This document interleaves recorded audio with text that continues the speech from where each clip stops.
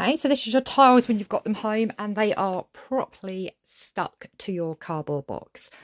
This little video is going to help you get them off the cardboard without ruining the tiles. So I'm just getting rid of some of the cardboard. There's too much cardboard to manage in your hands easily. So I'm just kind of cutting the box away from the tiles.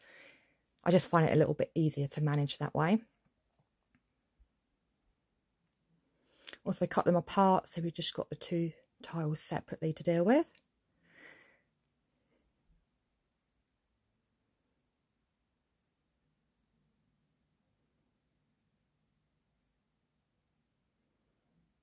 Some water that I made earlier.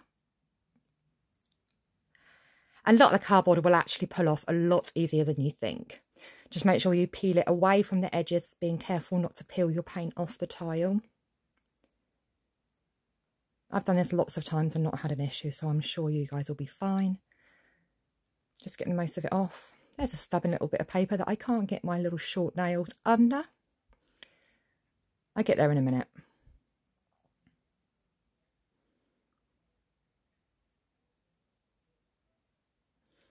And we're just wanting to put the water on the back, just on that a little bit of cardboard paper left on there.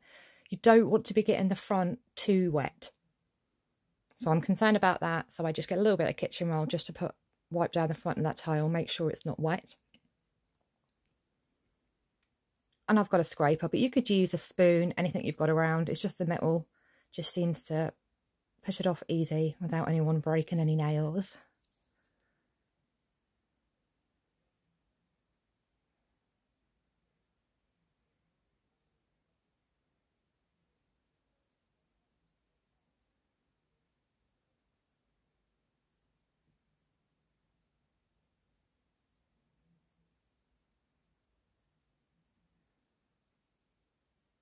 And again, I'm just getting a bit of kitchen roll just to make sure my tile's now not too wet. I don't want to soak the paint.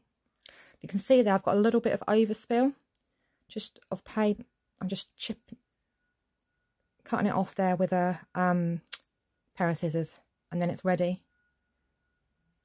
So I do a second one just to make sure you get what you're doing. Yeah, so the key to this is to make sure we don't saturate the tile in water, because if we did, for example, if we popped this tile in water and left it, that paint would peel off, which is great if you want to reuse the tile. However, if you're happy with what you've got, you don't want that happening. Of course you don't. So we're just being cautious not to put too much water on, but we're getting the cardboard off so we can use them as beautiful coasters, or of course to put in a little frame if you wish. If you stay tuned, in a second I'm just going to show you how to wash off the silicone as well. I know a lot of people get a bit worried at silicone washing stage and they end up having pieces where they haven't totally finished it. I just want to show you it really isn't that hard to do.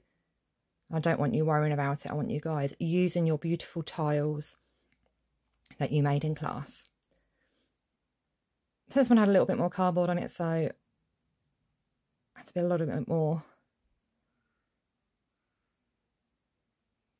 scraping, but it's done. So this one here that I've got out, this has got silicone in. I'm trying to show you, hopefully you can see it a little bit on camera. It's got some bits that are shinier than others. Get a fairy liquid.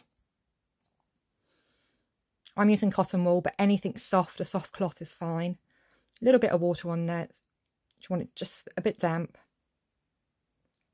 Decent amount of fairy liquid. And wipe it all over. It is oil residue from the silicone that will be on this one, so we do want it fully off. And then I'm going to rinse out this cotton wool to make sure all the fairy liquid is no longer in the cotton wool, because I'm going to want to obviously wipe down the tile to get rid of any fairy liquid left on there. So I'm nice and thorough, but I am being quite quick. That way we're not wetting the tile for very long. Straight away, getting some kitchen roll and drying it off.